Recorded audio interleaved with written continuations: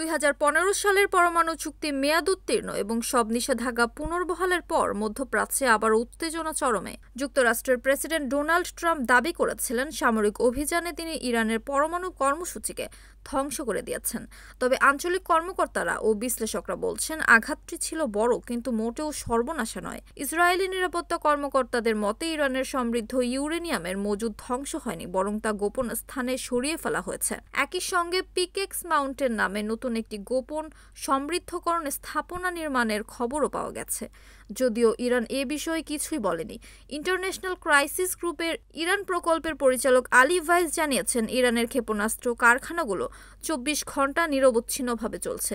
তার ভাষায় আগের যুদ্ধের মতো 12 দিনে 500 ক্ষেপণাস্ত্র নয়, পরের বার তারা একসঙ্গে 2000 ক্ষেপণাস্ত্র ছোড়ার লক্ষ্য নিয়েছে, যাতে ইসরায়েলের প্রতিরক্ষা ব্যবস্থা অচল হয়ে যায়। চীন থেকে 10 থেকে 12টি চালানে প্রায় 2000 টন সোডিয়াম পারক্লোরেট ইরানে পৌঁছেছে। কঠিন জ্বালানি চালিত ক্ষেপণাস্ত্র তৈরিতে ব্যবহৃত হয় এই উপাদানটি। ইসরায়েল বলছে যুদ্ধের আগে ইরানের হাতে ছিল প্রায় 2700 ক্ষেপণাস্ত্র। নতুন করে অন্তত অর্ধেক মজুদ পুনর্গঠন করা হয়েছে। আন্তর্জাতিক পরমাণু শক্তি সংস্থার প্রধান রাফায়েল গ্রোসি জানিয়েছেন ইরানের অধিকাংশ সমৃদ্ধ ইউরেনিয়াম যুদ্ধ থেকে বেঁচে গেছে। বর্তমানে তাদের হাতে রয়েছে প্রায় 400 কেজি 60% সমৃদ্ধ ইউরেনিয়াম, যা অস্ত্র তৈরির জন্য প্রয়োজনীয় মাত্রার খুব কাছাকাছি। NAN TV news desk.